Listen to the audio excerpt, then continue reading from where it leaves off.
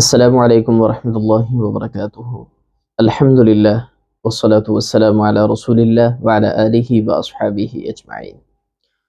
ناظرین و سامعین، آج انشاءاللہ العزیز انتہائی مختصر وقت کے اندر ہم آپ صلی اللہ علیہ وسلم کے گھر والے یعنی کہ اہل بیت رضوان اللہ تعالی علیہم اجمعین کے مناقب اور فضائل کے حوالے سے چند احادیث مطالعہ کریں گے۔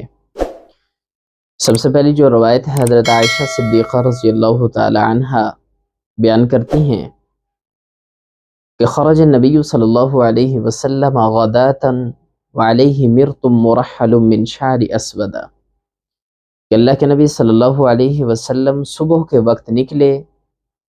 اس وقت آپ صلی اللہ علیہ وسلم پر کالے بالوں سے بنی ہوئی نقشدار چادر تھی۔ اس دوران حضرت حسن بن علی رضی اللہ تعالی عنہما تشریف لائے تو آپ صلی اللہ علیہ وسلم نے انہیں اپنے ساتھ اس چادر میں داخل فرما لیا۔ پھر حضرت حسین رضی اللہ تعالی عنہ آئے تو آپ صلی اللہ علیہ وسلم نے انہیں بھی داخل فرما لیا۔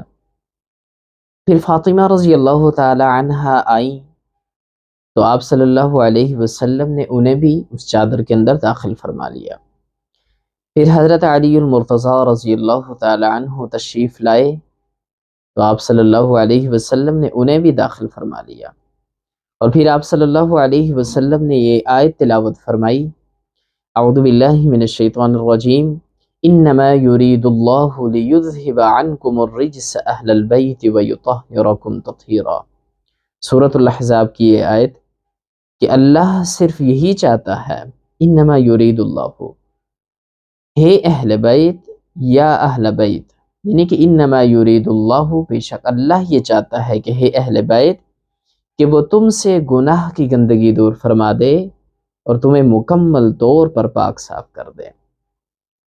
اس حدیث کے اندر آپ صلی اللہ علیہ وسلم نے کس انداز کے اندر اپنے اہل بیت کے ساتھ محبت کی اور اس کا اظہار فرمایا۔ حضرت عائشہ صدیقہ رضی اللہ تعالی عنہ جس طرح فرماتی ہیں کہ آپ صلی اللہ علیہ وسلم نے کالے بالوں والی نقشدار چادر اوڑھی صبح کے ٹائم، تو حضرت حسن آئے تو انہیں بھی اپنے ساتھ لے لیا، حضرت حسین رضی اللہ تعالی عنہ آئے انہیں بھی اپنے ساتھ لے لیا، پھر حضرت فاطمہ رضی اللہ تعالی عنہ تشریف لائیں تو انہیں بھی اپنے ساتھ لے لیا اس چادر کے اندر۔ یہ محبت کا اظہار دیکھیے۔ اور پھر حضرت علی المرتضیٰ رضی اللہ تعالی عنہ تشریف لائے، انہیں بھی اپنے ساتھ اس چادر کے اندر لے لیا۔ تو آپ صلی اللہ علیہ وسلم کی کس قدر ان حضرات سے، ان ہستیوں سے محبت اور الفت تھی، اس حدیث سے اس چیز کا ہمیں علم ہوتا ہے۔ پھر اس طرح سے ایک اور روایت ہے حضرت عائشہ صدیقہ رضی اللہ تعالی عنہا ہی سے۔ یہ جو روایت پہلے میں نے ذکر کی ہے یہ مسلم کی روایت ہے، امام مسلم رحمۃ اللہ علیہ نے اس کو روایت کیا ہے، بالکل صحیح روایت ہے۔ دوسری روایت حضرت عائشہ صدیقہ رضی اللہ تعالی عنہ بیان کرتی ہیں کہ ہم نبی صلی اللہ علیہ وسلم کی ازواج مطہرات آپ کی خدمت میں حاضر تھیں۔ فاطمہ رضی اللہ تعالی عنہ تشریف لائیں، وہ رسول اللہ صلی اللہ علیہ وسلم تک پہنچ گئیں۔ جب آپ صلی اللہ علیہ وسلم نے انہیں دیکھا تو فرمایا کہ پیاری بیٹی خوش آمدید۔ پھر آپ نے انہیں بٹھا لیا، پھر ان سے سرگوشی فرمائی تو وہ بہت زیادہ رونے لگیں۔ جب آپ نے ان کا غم دیکھا تو آپ نے دوسری مرتبہ ان سے سرگوشی فرمائی تو وہ ہنس دیں۔ چنانچہ جب رسول اللہ صلی اللہ علیہ وسلم کھڑے ہوئے تو میں نے فاطمہ رضی اللہ تعالی عنہ سے پوچھا، حضرت عائشہ فرماتی ہیں کہ میں نے فاطمہ رضی اللہ تعالی عنہ سے پوچھا کہ آپ صلی اللہ علیہ وسلم نے تمہارے ساتھ کیا سرگوشی فرمائی؟ تو انہوں نے فرمایا کہ میں رسول اللہ صلی اللہ علیہ وسلم کے راز کو افشا نہیں کروں گی۔ جب آپ صلی اللہ علیہ وسلم وفات پا گئے تو میں نے کہا، حضرت عائشہ فرماتی ہیں کہ جب آپ صلی اللہ علیہ وسلم وفات پا گئے تو میں نے کہا کہ میرا آپ پر جو حق ہے اس حوالے سے میں آپ کو قسم دے کر پوچھتی ہوں کہ آپ مجھے نہیں بتائیں گی؟ تو انہوں نے فرمایا ہاں اب ٹھیک ہے، یعنی کہ فاطمہ رضی اللہ تعالی عنہ نے اس وقت فرمایا کہ اب ٹھیک ہے۔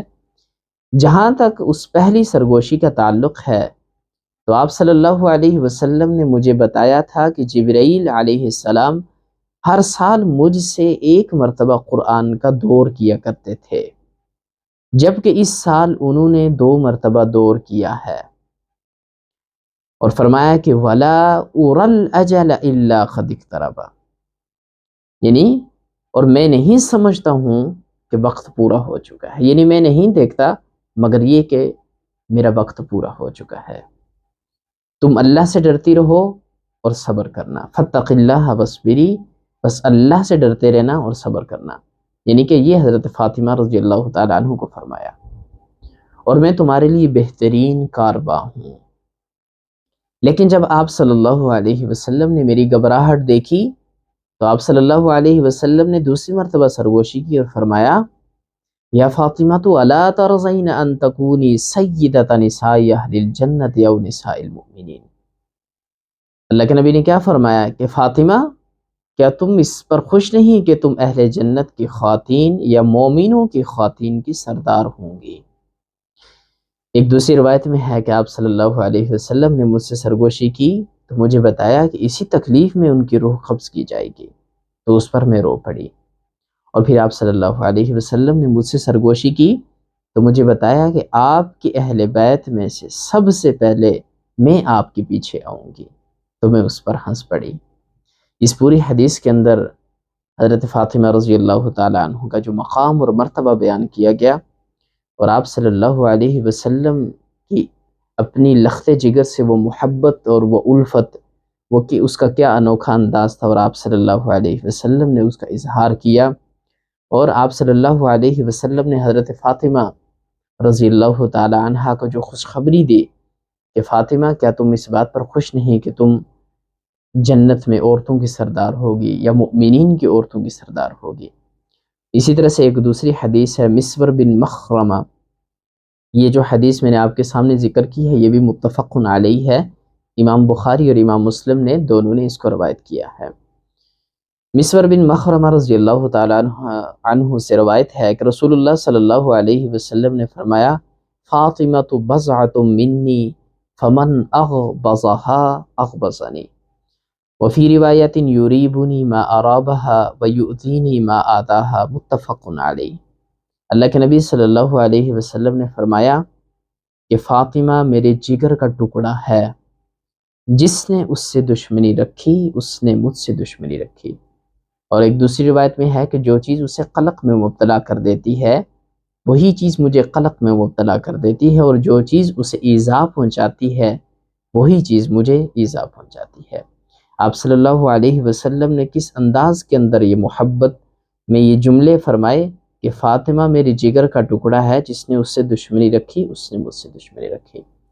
تو ہم اللہ رب العالمین سے دعا گو ہیں کہ اللہ رب العالمین ہمیں اہل بیت کے ساتھ وہ محبت، وہ الفت، وہ عقیدت نصیب فرمائے کہ جو آپ صلی اللہ علیہ وسلم کو محبت اور الفت تھی اپنے اہل بیت سے، اپنے گھر والوں سے۔